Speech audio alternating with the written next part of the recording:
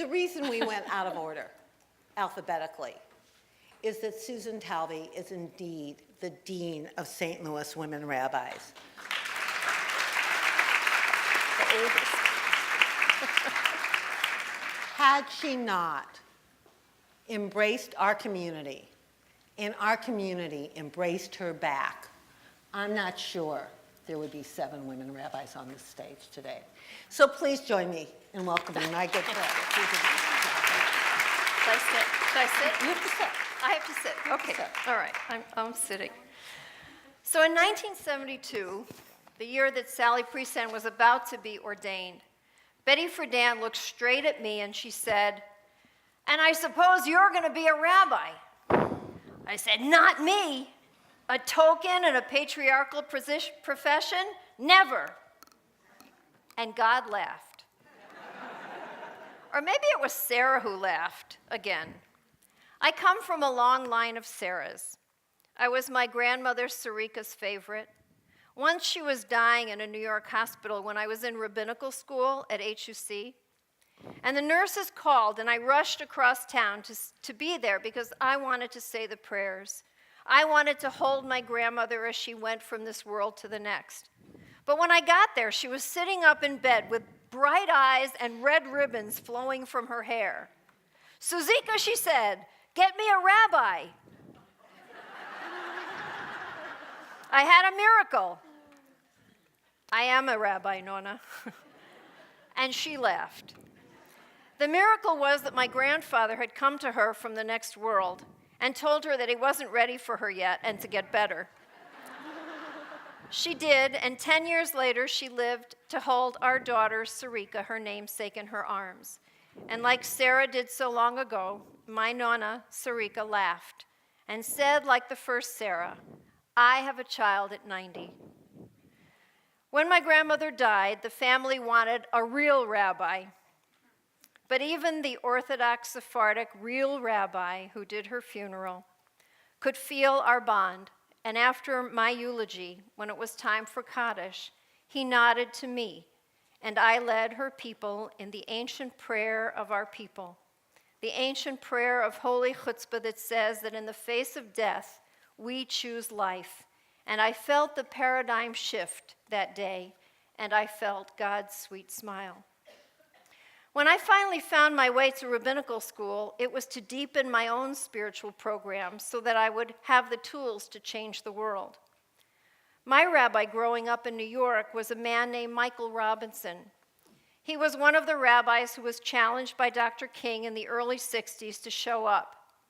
He was arrested in St. Augustine, Florida for integrating a lunch counter, and he marched in Selma for economic and racial justice. His life was dedicated to changing the world by speaking up and showing up and changing the paradigm using everything that he had, his privilege, his Torah, and the Jewish story that he carried in his bones. And I knew that I wanted to do that too, though I never imagined that it would be as a rabbi, not me, and God laughed. It's been almost 40 years since I began this journey, and I wouldn't change a moment of it. I met my beshert the first day of rabbinical school in Jerusalem, and together we have 3 adult children and a daughter-in-law who take our breath away every day. And they know, our children know, that they come first in our lives.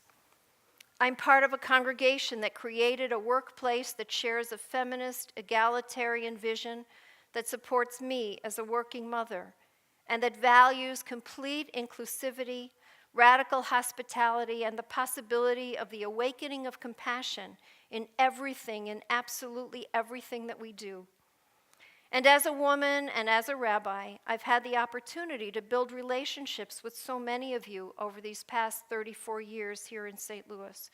And together we have bent the arc towards justice for women, for the gay, lesbian, and transgendered community, and for our black and brown sisters and brothers, Jewish and non-Jews alike. We have shared the joy of Shabbat with music and dance and learning to renew our souls and keep hope alive as we dive into the Torah text each week after week, balancing the mystery with the meaning. And together, we bring the voices of my silent sisters in the texts and in the white fire to life for the very first time. As a liberal Jew, I'll admit that I often take the wiggle room that's built into the tradition, if it serves, if it will bring healing and restore hope. I'll never forget when I used to bring groups of women to the mikveh for different life cycle events, and we would immerse together, all of us. I remember Mrs. Pearl, of blessed memory, called Rabbi Rifkin, also of blessed memory, one day to ask what to do with me. And God bless Rabbi Rifkin of blessed memory, he says, Rabbi Talve brings women to the mikveh. Don't tell me the details. True story. And then when my mother died, and my 3 sisters and I kind of broke the rules and did her tahara ourselves, it was what she wanted. And as a rabbi, my sisters trusted me, and it helped us so much. And for all the holy opportunities I have had out there on the street as a rabbi, I am so grateful to be part of this moment in history, and I'm grateful that I have a part in it. Dr. King said, I am a man, and today we say, I am Mike Brown, and je suis Charlie. This is pure Torah. Love the stranger so that there will be no more stranger. Until we are all free, no one is free. Torah demands that we change the paradigm, you see, to change the world. And I have learned that the most important moments I have had as a rabbi are the stories that no one will ever know. They are the times that you've invited me into your homes and your hearts at the most private of times. The richest part of this work, and I had no idea that it would be this. Because in rabbinical school, I was told that I would never have friends in the congregation and that I should stay detached. But as a woman, though I'm not sure it's just as a woman, I could not survive that way. My heart breaks with every family, and I do know what is about me and what is not. But when you invite me in, I feel your pain and your joy, and I fall in love with every family that lets me be a part of your lives, and together we use this brilliant tradition to guide us through the most tender of times. And so I sit here today with all of these wonderful women serving this community, with Andrea, whose bat mitzvah I was at so many years ago,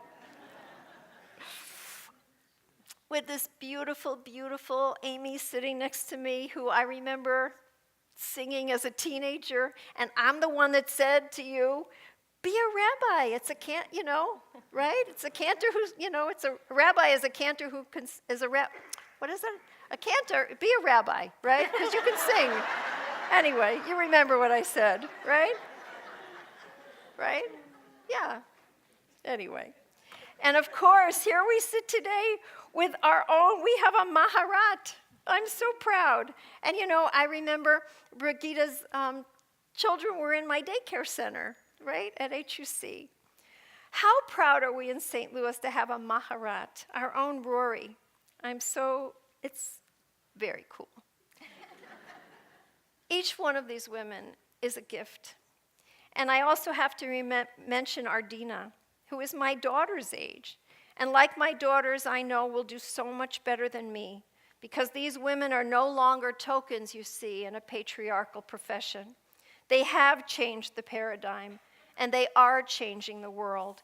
And they will continue to awaken compassion, and with that holy chutzpah of Jewish women who did their part in the midbar, they too will bring us closer to the promised land.